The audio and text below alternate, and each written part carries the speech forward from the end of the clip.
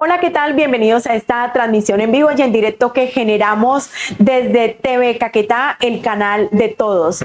Los saludamos desde Florencia, Puerta de Oro de la Amazonia colombiana, y también queremos saludar a los seguidores del gran líder social Adolfo Rivas, quien nos acompaña hoy, y lo vamos a recibir con un cariñoso aplauso para que siempre recuerde su tierrita. Hola Gracias. Adolfo, bienvenido. Bueno, gracias Indira por la invitación. Un saludo a toda la audiencia de TV Caquetá. Y pues bueno, encantado de estar aquí contigo compartiendo.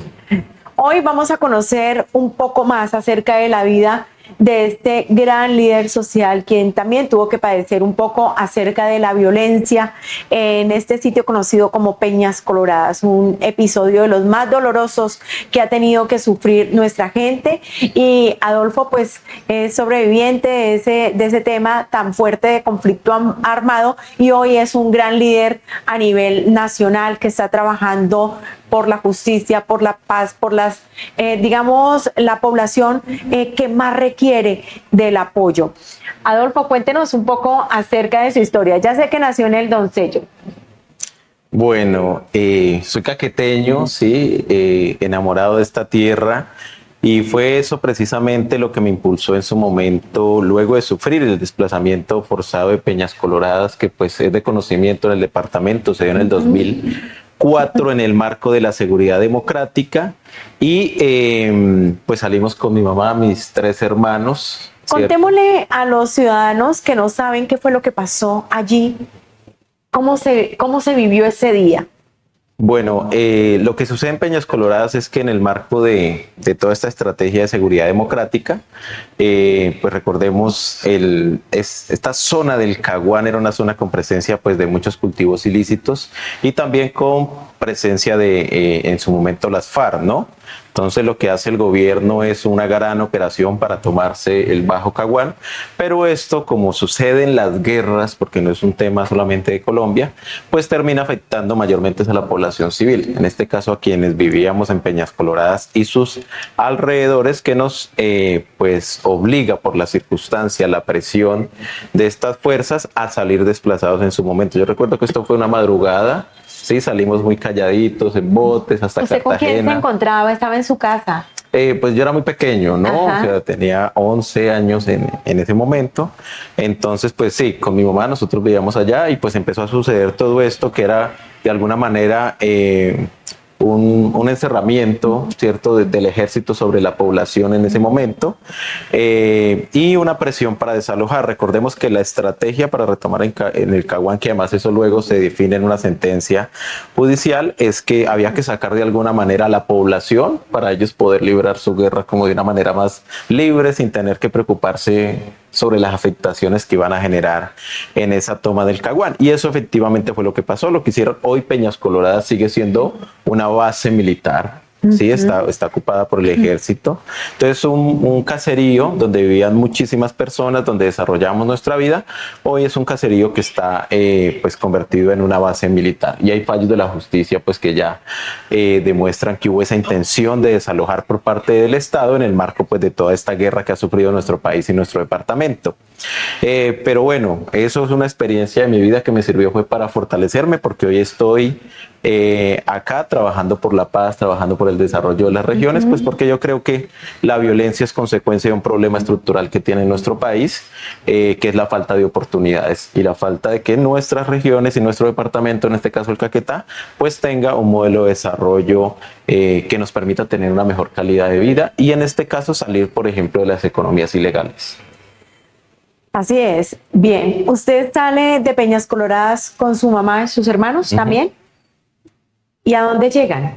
Bueno, nosotros llegamos, por fortuna, pues llegamos a San Vicente del Caguán, una situación pues difícil como lo que implica, todo lo que implica alrededor del desplazamiento forzado, ¿no? Porque uno pierde todo. Pierde todo. Hay gente que solamente aquí en Caquetá ha salido literal con una bolsa y 4 mudas de ropa y hasta luego. Es un poco lo que se puede hacer en el marco de estos desplazamientos cuando son así tan repentinos y con unas presiones tan grandes, ¿no? Generalmente se saca es la ropa, algunos enseres y llegar pues a organizar vivienda, a buscar trabajo y empezar a organizar todo eso.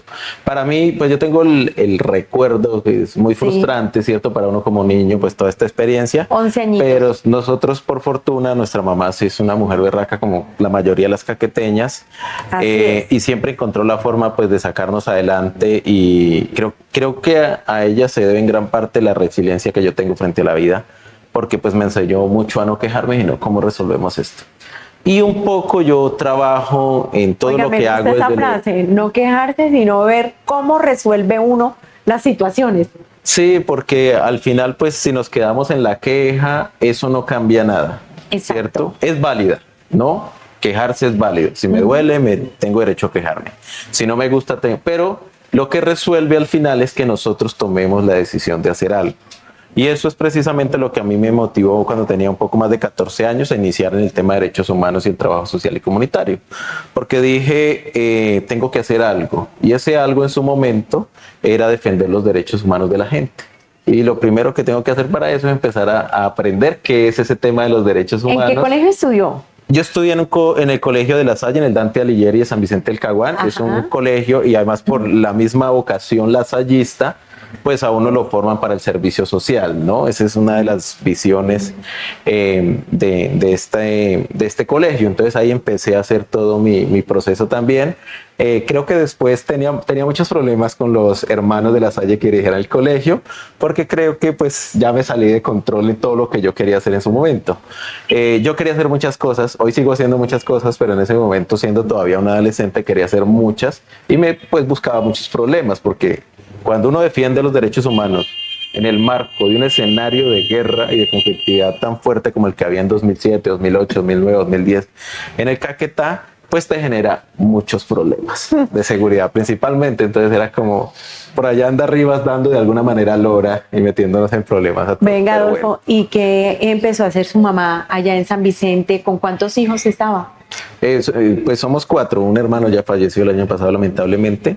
Sí. No, ella toda la vida pues se ha dedicado al comercio. Entonces montó un restaurante y con ese restaurante pues nos empezó a sacar adelante. Luego pues consiguió una pequeña tierra, una finca y hoy tiene su finca todavía allá y vive pues en San Vicente. Sí, ella vive en San Vicente. Un saludo a toda la gente de San Vicente, porque a San Vicente llegamos a través del proyecto Vive de CLID, este proyecto pues tan importante de televisión que se ha hecho en varios municipios del departamento del Caquetá. Agradecimiento especial a la 104.1 porque nos ven en Florencia y en varias localidades. Bien, Adolfo, luego, ¿cómo sale usted de San Vicente del Caguán? ¿Llega a Florencia o directamente a Bogotá para empezar digamos, a que sea posible ese liderazgo nacional? Bueno, por temas de seguridad tuve que salir del departamento en su momento. Eso no es nuevo, pues si uno se pone a buscar la justicia en este país, generalmente le aparecen muchos enemigos. Ajá. Entonces, en su momento, muchos amigos que había hecho en este proceso del trabajo con derechos humanos y con comunidades campesinas, profesionales ya ellos estaban en Bogotá, entonces me dijeron como, bueno, un poco para salvarle la vida, venga, miramos cómo puede llegar a la ciudad. Llegué a Bogotá en 2013. Bogotá es una ciudad muy hermosa, es una ciudad de muchas oportunidades, pero también es una ciudad difícil. Claro, la selva de cemento, como dicen sí, por ahí. Pero me encontré que en Bogotá, pues se encuentra, Bogotá recibe personas de todo el país, de cada municipio, de los más de 1000 municipios de Colombia, hay personas en Bogotá, por razón del conflicto armado, por temas de educación, buscando mejorar su calidad de vida. Y pues me encontré muchísima gente que tenía unas mismas problemáticas, pero pues también llegué y me encontré que Bogotá es una ciudad que tiene una serie de problemáticas también muy grandes. Entonces, como ya venía con todo este tema y con esa venita del trabajo social y comunitario, lo que hice fue seguir trabajando en su momento sin desconectarme del tema de Caquetá. Seguía trabajando, pues, e incluso tengo muchísimos amigos y amigas en todo el proceso social y comunitario del Caquetá, que hemos continuado trabajando desde esa época, ya manteniendo En su momento, recién pasó el tema de seguridad, pues la distancia, y luego ya empecé a venir muchísimo más hasta lo que estamos haciendo hoy, que es un trabajo muy importante con diferentes organizaciones del departamento. Claro que sí, más aún después, en el 2016 quizá hizo usted parte ya de los jóvenes y estuvieron muy vigilantes del acuerdo de paz. Cuéntenos sobre esa experiencia. Bueno, ¿qué es lo que pasa? Inicia todo el proceso del acuerdo de paz y ese proceso se empieza a rodear de todo un trabajo que había alrededor de la defensa de los derechos humanos y la búsqueda de la paz en Colombia. Recordemos que la agenda de la paz nunca ha sido del Estado ni de las insurgencias. Quienes han liderado la agenda de paz en Colombia han sido las comunidades que sufren el conflicto armado. Y nosotros que veníamos pues de todos esos escenarios, lo que empezamos fue a rodear ese acuerdo y ver de qué manera podíamos contribuir. Fue un proceso muy bonito porque estuvimos haciendo pues los procesos pedagógicos de explicarle a la gente. Recordemos que había muchísima desinformación en ese momento, que era que el acuerdo de paz iba a convertir a Colombia yo no sé en qué, que era que se iba a tomar la agenda esto, aquello, etcétera. Y nosotros dijimos, acá lo más importante es informarle a la gente qué implica este acuerdo de paz. Hay unos temas ahí, digamos, que hoy los estamos padeciendo, y es que como no se implementó ese acuerdo de paz, pues hoy tenemos otra vez todo este brote de violencia que vive el país, que es de verdad muy triste y frustrante para uno que ha dedicado la vida a que este país cambie y que nos dejemos de matar algún día. Ay, sí. Pero en ese momento, ¿qué pasó? Jóvenes de diferentes organizaciones sociales, de todos los partidos políticos, hacíamos parte de un espacio en 2016 para rodear el acuerdo que se llamaba Jóvenes por la Paz y la Reconciliación.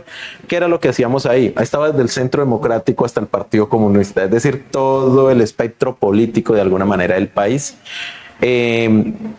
Nos encontrábamos, convergimos en el hecho, no nos poníamos de acuerdo en qué tipo de paz nos gustaba, ¿no? Porque sí, la paz es solo que desaparezca en la guerrilla. Para otros sí, pero que además de eso haya justicia social y que el Estado llegue a los territorios y que la vida de la gente mejore, que es mi visión de la paz. Yo digo, claro, quienes están en armas tienen que dejarlas, pero hay que transformar los territorios porque si no va a volver a surgir las violencias. Y nos encontrábamos allí como en ese propósito de dejarnos de matar. Y rodeamos el acuerdo de paz, hicimos pues, nosotros teníamos un comité, no de todo ese grupo, sino un grupo que yo lideraba en su momento, que se llamaba Le Pongo Corazón a la Paz, que incluso hicimos campaña en el plebiscito y teníamos spot nacional y todo el proceso de invitar a la gente de por qué había que apoyar el plebiscito. Lo perdimos, ¿sí? Por desinformación, porque en un país que se ha acostumbrado a la violencia como Colombia, a la gente la paz en muchas ocasiones le parece un concepto vacío, ¿no? Sí, entonces a muchas personas no le pareció tan importante tampoco, y la desinformación, y pues se perdió el plebiscito. Luego rodeamos ese proceso más en esas circunstancias, y uno revisa en 2016 cuando se pierde el plebiscito, y hay una cosa interesante, mire, yo cumplo años el 2 de octubre, y ese día se votó el plebiscito, y yo esperaba celebrar. Fue un día muy triste, bueno, muy fuerte, pero bueno, ahí estamos. Entonces nosotros rodeamos luego ese acuerdo de paz, y si ustedes revisan en su momento, quienes lideran ese proceso son las juventudes en ese momento, que son quienes empiezan a movilizarse en las grandes ciudades el mismo día que se pierde el plebiscito, diciendo no, esto hay que sacarlo adelante de la manera que sea. Pues porque nosotros como generación, si no queremos, y seguimos luchando por eso, repetir la historia que le ha tocado repetir a nuestros abuelos, padecer a nuestros abuelos, a nuestros padres. Algo entonces que no tiene razón de ser. Estemos ahora nuevamente desagrando los poblados, el campo. Nuestros campesinos son los que más sufren a causa de la violencia, nuestros indígenas. Bueno, esto es realmente dramático. Pues siempre lo hemos dicho, más aún, por ejemplo, en un departamento como el Caquetá, donde somos alrededor de 400.000 habitantes y 200.000, hágame el bendito favor, son víctimas del conflicto. Hoy, Adolfo Rivas tiene como una lucecita por allí muy importante. No una lucecita, un gran resplandor, que es lo que tiene que ver con el tema del Senado. Estamos llamados nosotros los caqueteños a acompañar una propuesta que tenga que ver con nosotros, ¿sí? Porque ¿qué sacamos apoyando senadores, cualquier cantidad de senadores de otras partes del país, si para ellos lo último quizás es el Caquetá?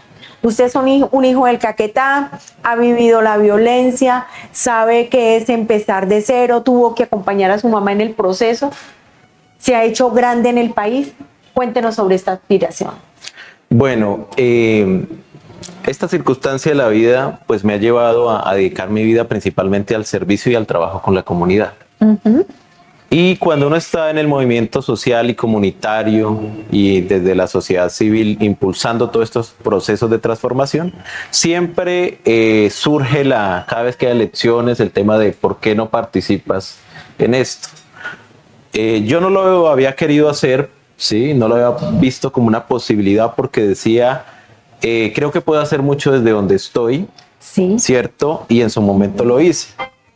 Y lo sigo haciendo, pero hoy el país vive una circunstancia especial y es que hay un desgaste hoy aún mayor de esos representantes de la política más tradicional, ¿cierto? Y la gente, a pesar de que hubo un cambio importante en el Congreso en la elección pasada, la gente sigue viendo de que ese Congreso necesita nuevas voces, voces diferentes, voces que conozcan realmente los territorios, que tengan unas agendas claras, que no sea como qué causa o agenda me invento para hacer campaña, sino que realmente haya un proyecto de vida que lo lleve a esos escenarios políticos. Entonces, en ese proceso surge la idea de un grupo de compañeros y compañeras de regiones de acá de la Amazonía, porque hemos ido casi ya a todos los departamentos de la Amazonía. En el Pacífico también han hecho un gran trabajo. En el Valle del Cauca y en el centro del país, donde se reconoce esta lucha y este trabajo también que hemos realizado, de que aspiremos a un cargo en el Senado de la República para representar esta agenda de desarrollo regional que nosotros hemos venido trabajando, de construcción de paz, de hacer la política de una manera distinta. Y ha venido agarrando fuerza en muchos lugares. Tiene usted miles de seguidores, estamos aterrados de la cantidad de personas que los siguen. ¿Ya tiene claro por qué partido lo haría? No. ¿O este sería un asunto por definir? No, lo que hemos estado haciendo es escuchando a la gente, porque sí, como vengo de los procesos sociales y comunitarios, para mí sí es importante escuchar qué es lo que se está sintiendo, qué es lo que se está percibiendo y de qué forma realmente nosotros podríamos ser una opción real para poder representar estos intereses y estas agendas en el Congreso de la República. Entonces estamos en un proceso de escucha y de construcción con la gente. Incluso voy para el Valle del Cauca el otro fin de semana, donde vienen 12 candidatos de diferentes circunscripciones de paz a construir una agenda, porque no es cómo nos sumamos a Adolfo, cómo apoyamos a Adolfo, si lo vamos a hacer, sino a qué va este proyecto político, ¿cierto? Entonces, para uno saber a dónde va, pues hay que construir una agenda de trabajo seria, rigurosa, que corresponda a la realidad de los territorios. Entonces, ¿cuáles son tres premisas que sí o sí van a estar? Uno es la construcción de la paz territorial, que es fundamental y que es transversal a todo. O sea, si queremos hablar del desarrollo de conectividad de vías, eso ayuda a la construcción de paz. Si queremos hablar de poder sacar adelante, bien sea mediante sometimiento, mediante el uso de la fuerza pública o una negociación, los grupos ilegales del escenario de la población, pues eso es agenda de la paz.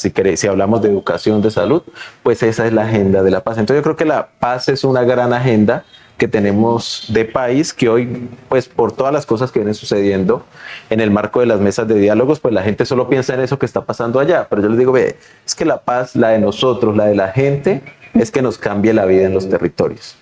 Ese es un tema fundamental. Segundo, poder construir economías sólidas en territorios como el Caquetá o como la Amazonía, como lo vengo planteando, para que realmente nosotros podamos mejorar la calidad de vida de la gente y que cada mamá, cada papá pueda brindarle a su hijo todas las garantías de educación, de salud, de vivienda que requiere. Porque yo sí tengo una preocupación, y es que la Amazonía nos delegan una responsabilidad muy grande. Entonces la ONU dice que tenemos que cuidar la Amazonía los que estamos acá, el país dice, bueno, los que están allá en la Amazonía tienen que cuidar la Amazonía, pero no nos permiten, y nosotros tampoco hemos asumido ese rol de construir cuál es el modelo de desarrollo que necesita la economía. La Amazonía, para proteger el bosque, para proteger el agua, toda la biodiversidad y vida que hay acá, pero que nos permita a nosotros, nuestras familias, tener unos ingresos para garantizar una calidad de vida igual a la del resto del país. Porque siento que nos quieren de alguna manera imponer una agenda desde el centro del país que tiene otra realidad, que tiene otras condiciones, ¿cierto? Sí. Y que acá la gente no entiende por una sencilla razón. Porque no le podemos decir a las personas que no usen el bosque o el río, que porque es nuestro trabajo cuidar el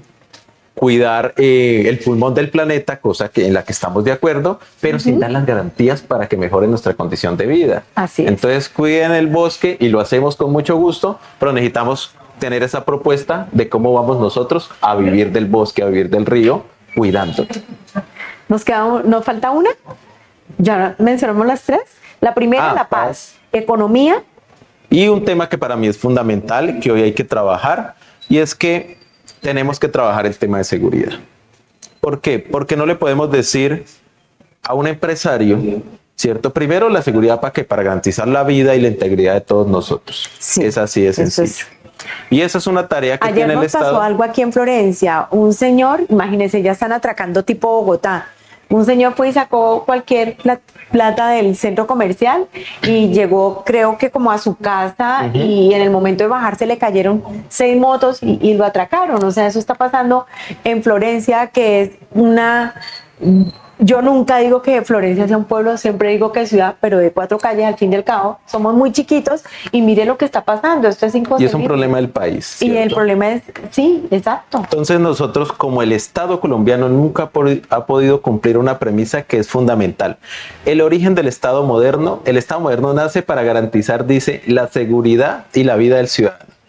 Pues en eso hemos fallado en Colombia desde la fundación del Estado. Entonces yo digo, hay que trabajar en eso, porque además de garantizar la vida, hay que garantizar la propiedad del ciudadano. Exacto. Es decir, que si usted va a retirar a un banco, pero además que si usted hace una inversión, si usted construye una planta de procesamiento, si usted hace una inversión de un negocio comercial, el Estado tiene que poder garantizarle la seguridad de esa inversión, aquí, porque si no nadie va a invertir. Extorsionan hasta los vendedores de minutos de celular. Entonces, sí, estamos en una situación muy difícil. Acá se extendió la queja de que las personas que se inscribían en la Cámara de Comercio, venían los maleantes, revisaban el número telefónico del listado que aparece, entonces lo llaman a extorsionarlo. Entonces la gente dice, oiga, qué horror, o será que toca dar datos falsos, y eso no puede ser. Uno tiene que mostrar lo que uno es y ya. Así es, pero además hay una cosa, es que hay un tema muy fundamental ahí. El conflicto, la violencia ha cambiado, ¿sí? Y no se puede enfrentar como se enfrentaba antes. Entonces, ¿por qué? Porque ahora son bandas, grupos pequeños, difíciles de encontrar. Entonces usted no puede mandar mis soldados a buscarlos, pues no, se cambian y ya, se escondieron. Exacto. ¿Qué hay que hacer? Otro tipo de estrategia, ¿cierto? Una estrategia de inteligencia, de investigación, otro tipo de modelo para enfrentar esos nuevos fenómenos de criminalidad que está viviendo el país. Entonces yo creo que eso es fundamental para garantizar la tranquilidad y la vida del ciudadano y garantizar la propiedad también. Y eso todo va conectado, la agenda de paz con la agenda de desarrollo, y la agenda de desarrollo y de paz no es posible también si no va acompañada de una agenda de seguridad. Óigame, Adolfo, muchísimas gracias por haber venido. Realmente ha sido muy placentero tener la oportunidad de conversar con usted sobre estos temas importantes del país, pero me gusta porque los hemos aterrizado a nuestra tierra, a nuestro territorio, al departamento del Caquetá. Le deseamos que llegue al Senado, porque sabemos que si usted llega en un pedazo muy grande, muy importante de su corazón, está nuestra tierra caqueteña a la que amamos. Somos TV Caquetá y estamos felices de haber compartido con todos ustedes en este día. Muchas gracias por la invitación. Bueno, que vuelva, ¿no? Quería clientela de Pilla. Que vuelva. Acá estoy. Bueno, muchas gracias y que tengan todos un feliz fin de semana. Estuvimos con la producción del señor Delio Charo y de Brian González.